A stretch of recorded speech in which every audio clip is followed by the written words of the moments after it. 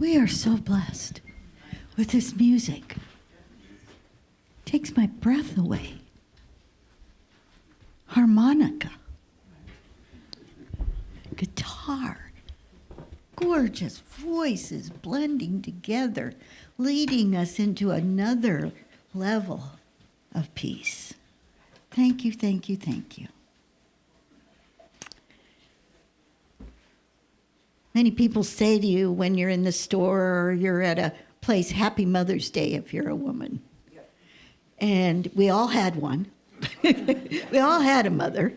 And not everybody had a great relationship with their mother. And it can be uncomfortable for people. And as I've been in ministries across the country, people say, I don't go to Mother's Day service because I feel uncomfortable. My mom wasn't the kind of person that everybody is talking about. I too had issues with my mom. I spent a lot of money in counseling. And my counselor supported me in talking to my mother with my issues. Woo! And I did, because she'd done a lot of counseling too. And we were able to share. I was able to speak my truth, and she was able to hear my truth. And she said, I didn't know. And I forgave her. And I forgave myself. Because one part is always connected to the other. Would you agree? So today I want to talk about not mother per se, but the divine feminine nature in everything. So this feminine nature is in men and women. It's in nature. It's in everything we think about that is supportive. It's about connecting. It is an energy that draws us together, nurtures unconditional love. That is the divine feminine energy in the planet. Some of us have experienced that, and some of us are still looking for it. Some of us give it freely, and some of us are going, what is that? I've never experienced that. I didn't know what that was. And then we learn in unity to go within, to feel the source, which is another word for God. In our class together with the new members, they kept asking me, well, tell me about God. Tell me about Jesus Christ. Tell me about how does unity see all these things? And it's wonderful to be able to explore with people how we view that and how we see it perhaps differently. Source is another word for God.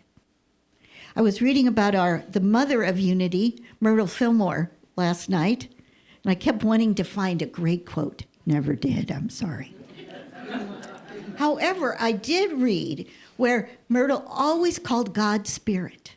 She didn't use the word God, she used the word Spirit. She studied many world religions. She never thought of us as a church. She thought of us as a religious experiment. I like it. I like it. We're experimenting here. We're praying, we're growing, we're listening, we're developing. We're finding a path. Maybe not the path we were on before, but we have no judgment about that other path or other people's paths. So another word for divine feminine in my mind is a awakening heart, an understanding heart. A mother's love is awakening. It's understanding. The divine feminine mother of all. Now, some of us had I had a wonderful great-grandmother who taught me about unity. Some of us had an aunt. We had a school teacher. We had a next-door neighbor. Someone was there, maybe not all the time, to nurture, to show us a different way, to give us some support, pat on the back, some way of knowing we were not alone. So finding that place, that awakened heart, what does that mean? Do I have an awakened heart? Do you have an awakened heart? I was going back over some notes and I found a quote that I'd put years ago in a Mother's Day talk about when God asked King Solomon, if you could have anything in the world, what would you have? Can you hear Solomon thinking?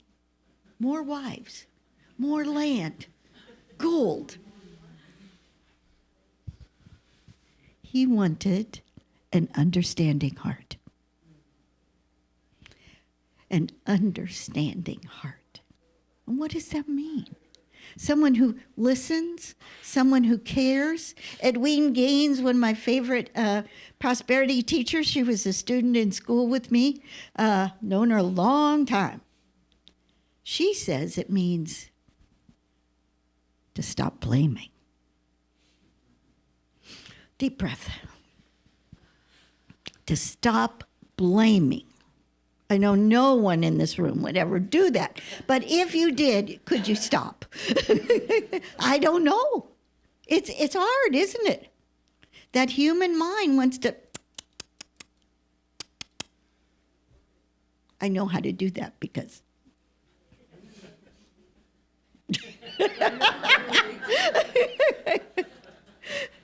So that sense of not feeling connected has to do with forgiveness.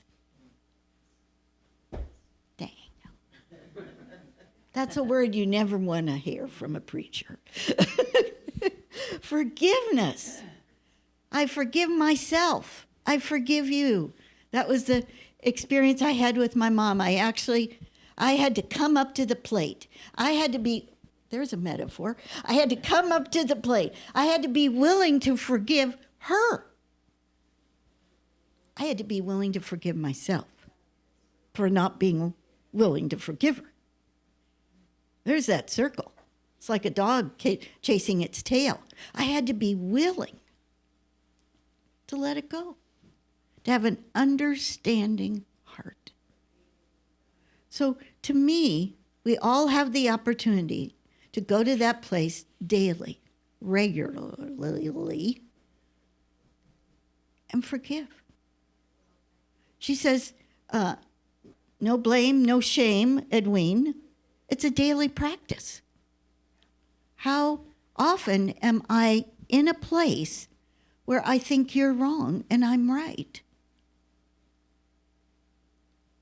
Daily, weekly, monthly, hourly? It's a human training. We're taught to be critical. We're taught to be separate. We're taught to be better. We have A's and F's. We're taught that this is the good one and that's the bad one. And the C person in the middle doesn't count. So I want to share a story with you about the understanding heart. I have a couple I wanted to share. And one is about a teacher who has been given permission to let her students paint a mural. So she's gathered all these different colors. They have a schematic of what they're going to do. The kids come in their paint clothes and they're all excited. And so-and-so's going to do the blue and so-and-so's going to do the green. And they got it all. And ooh, it's so exciting. And all of a sudden they're painting. And she said, oh, I forgot to get the red paint. It's down the hall, down 2 halls and around the corner. So she asked the little boy that she trusted, he was just perfect. She said, would you, Peter, John, whatever his name was, go and get the can of red paint? So they keep painting, they're having a great time, and he doesn't come back. And she's looking at her watch. What could have happened? Oh, my God, did something happen? Oh, so finally she gets another teacher, and they're painting, and she goes down the hall, goes down the other hall, finds him in the janitor closet. What's wrong? I spilled the paint. Where did you spill the paint? in the hallway down this way. She said, that is wonderful. I've always wanted to paint that hallway red. Now that's called an understanding heart. What would have been your answer?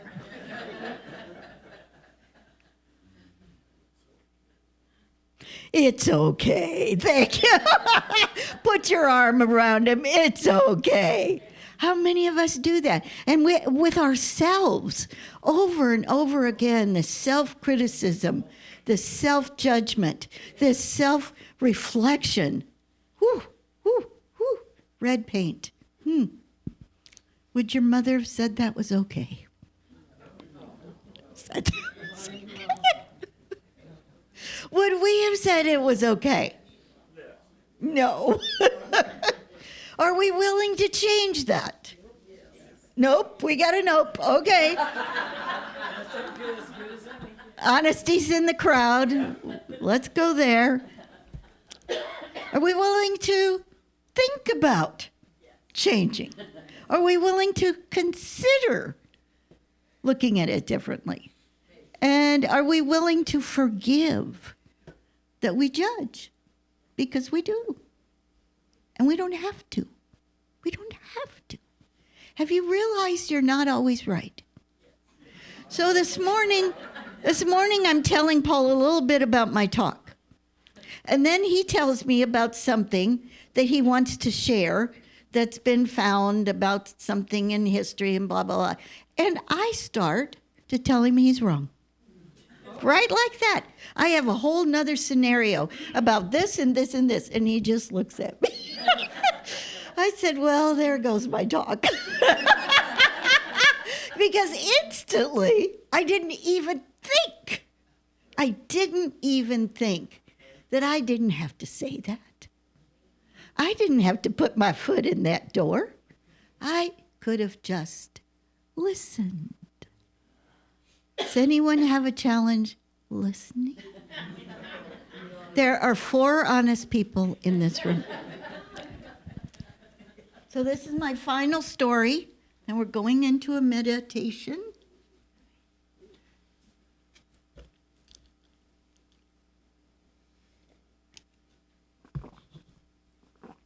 There's a man who's heard, this is a Buddhist story, there's a man who's heard of the bells that ring at a river. Now, I have lots of Buddhist stories that have bells in it. So you may have heard one. This is in a series of stories around bells ringing. So he goes, he meets with the Buddhist monk. He says, I want to hear the bells ring. I've heard people say they can hear the bells ring when they sit by the river. Now, there used to be an island in the middle of the river, and the river had this beautiful island, and people would sit there and meditate and hear bells or hear sounds that sounded like bells. So they started to revere this island. They took boats and they built a monastery. They built a shrine. They built a garden. They built a walkway. They had flowers and trees and birds singing, and it was beautiful. And this was hundreds and hundreds of years ago. Now, by this time, the people had died, the people had moved, and the shrine had been covered by water. You couldn't see it. There was nothing left except the river. So this young man says, what do I have to do when I go to the river? And the monk says, you have to listen. What am I listening for?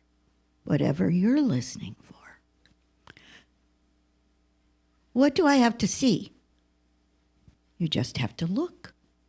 What do I have to do? Nothing. So he goes day after day for 2 months. Never hears the bells. Never hears a single sound. Now, the last day of his time away from work, he decides, Oh, well, I'll just go. Packs a lunch, takes water bottle, brings a book. Not going to happen anyway. But I'm going because I said I would do this. So he gets there.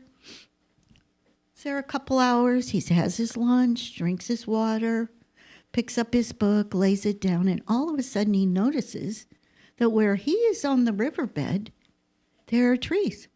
And they're beautiful trees. And a couple people have planted beautiful flowering plants. And he hears the birds singing. And all of a sudden he realizes it isn't there. It's here. And he thinks he hears the bells ringing. How many of us have focused our minds on there and not here when it's all around us? That's an understanding heart. And an understanding heart, to me, is an awakened heart. That is who we want to be. To be an awakened heart. A heart that sees with the spiritual eyes of truth. So I'm going to ask you to close your eyes. Now before you do, I'm going to explain what we're going to do. And we're running a little late today.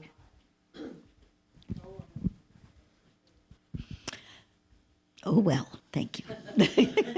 So we're going to close our eyes and we're going to work a little bit, each in our own way, on that part of us that is unwilling to forgive.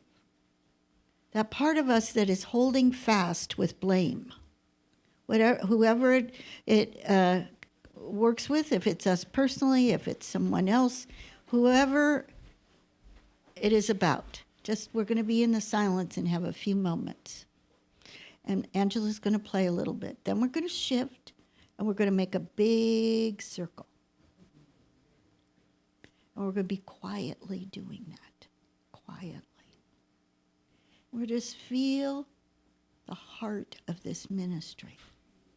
This is an awakened heart ministry. It's here. It's here. Am I willing to be part and feel that energy of healing for myself and for others? So, Angela, if you just start that music.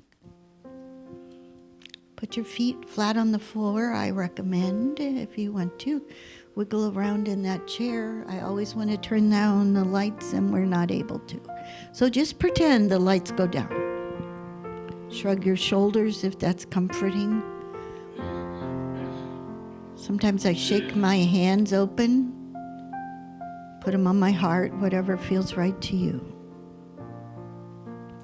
And I'd like for you to bring into your heart and mind someone in your life who had an understanding heart. Whether it was your mom, a neighbor, a friend, a grandma, your uncle, your dad.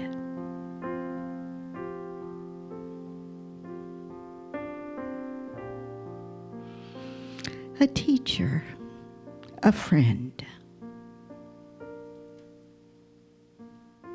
And you felt seen and heard. And just great gratitude for that. Great gratitude.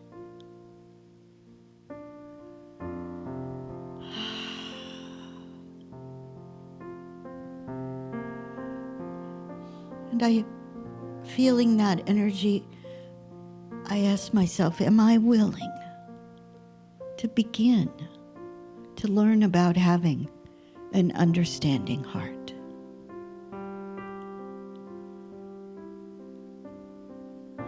To look beyond differences, judgments, fears. Just peek at it. Just